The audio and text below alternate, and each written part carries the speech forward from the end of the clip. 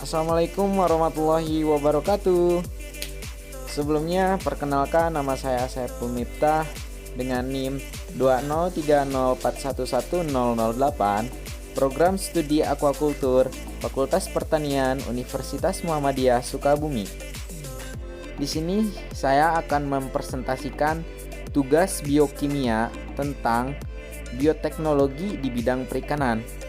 Di sini saya mengambil judul memanfaatkan mikroorganisme di bidang perikanan. Langsung saja memasuki slide pertama, yaitu apa itu mikroorganisme. Mikroorganisme didefinisikan sebagai organisme yang berukuran sangat kecil, yang hanya teramati dengan jelas dengan alat bantu berupa mikroskop, menurut Singleton dan Sainbury tahun 1978. Jadi, organisme akan selalu didapati pada semua habitat alam. Di mana ada kehidupan, maka organisme akan selalu menjadi komponen dari ekosistem alam, khususnya di lingkungan perikanan. Keberadaan mikroorganisme sangatlah berpengaruh terhadap kesehatan dan pertumbuhan pada ikan yang akan dipelihara. Selain itu juga, mikroorganisme sangat berperan penting di bidang perikanan. Salah satunya, mikroorganisme merupakan produsen primer pada mata rantai pertama dalam rantai makanan, atau yang sering kita sebut food chain.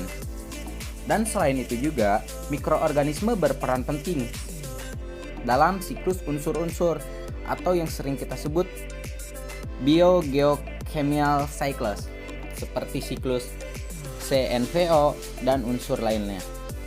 Mikroorganisme berdasarkan kemampuan dalam merombak bahan organik dan anorganik melalui reaksi enzimatis, maka melalui penerapan bioteknologi yang berbasis mikroorganisme limbah pertanian diolah menjadi bahan-bahan yang lebih bermanfaat dan dimanfaatkan sebagai substrat untuk memproduksi enzim.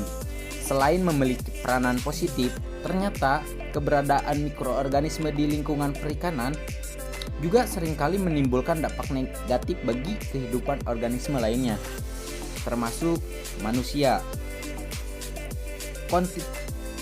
Kontaminasi bakteri dan mikroalga pada air merupakan salah satu penyebab munculnya berbagai masalah seperti bau, perubahan warna, penyumbatan pipa-pipa, dan beberapa penyakit seperti kolera dan disentri. Dan salah satu contoh bakterinya yaitu bakteri Vibrio cholerae, merupakan salah satu jenis bakteri yang sering menyebabkan kolera di samping beberapa jenis yang lain. Adapun peran mikroorganisme di bidang perikanan yang selanjutnya adalah yang pertama, pengendalian hayati atau biokontrol, yang kedua, peningkatan mutu pakan, dan yang ketiga, pakan alami. Baik, kita bahas yang pertama, yaitu pengendalian hayati atau biokontrol. Pengendalian hayati pada dasarnya adalah usaha untuk memanfaatkan dan menggunakan musuh alami sebagai pengendali populasi hama yang merugikan. Pada dasarnya, pengendalian hayati ini dilatar belakangi oleh berbagai pengetahuan dasar ekologi, terutama teori tentang pengaturan populasi oleh pengendali alami dan keseimbangan ekosistem. Musuh alami ini berfungsi sebagai pengendali hama dan bekerja secara selektif, sehingga keefektifannya ditentukan oleh kehidupan dan perkembangan hama yang bersangkutan.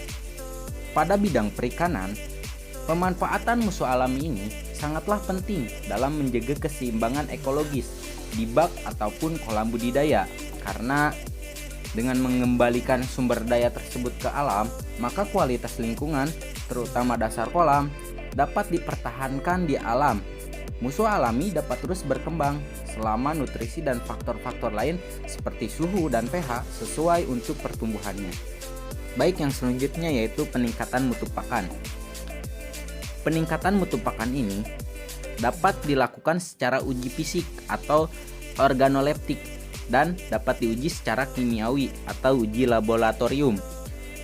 Uji fisik atau organoleptik terhadap kondisi fisik bahan pakan bersifat kualitatif karena tidak akan bisa menunjukkan kadar atau nilai tertentu.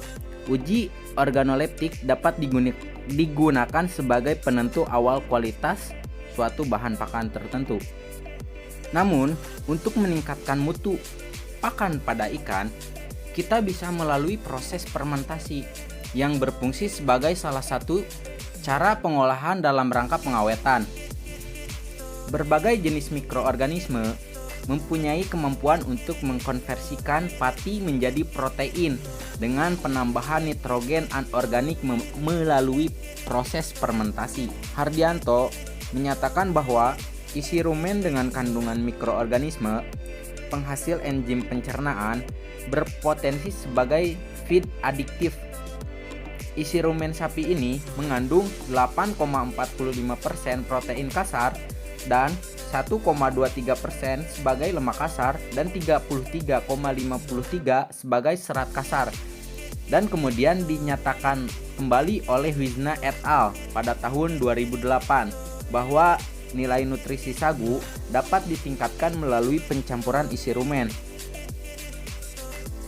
Mikroorganisme mikroflora isi rumen menghasilkan enzim dan berperan dalam proses fermentasi sehingga ikatan polisakarida terurai menjadi senyawa lebih sederhana dan lebih mudah dicerna oleh ikan. Yang selanjutnya yaitu pakan alami. Pakan alami merupakan organisme kecil yang memiliki peranan sangat besar dalam mendukung kehidupan larva ikan karena merupakan makanan awal dan sebagai makanan utama. Adapun kandungan gizi yang dibutuhkan oleh larva ikan yaitu kandungan gizinya yang sangat tinggi, khususnya asam amino, enzim. Keberadaannya ini sangat mutlak diperlukan bagi tumbuh dan berkembangnya pada larva ikan.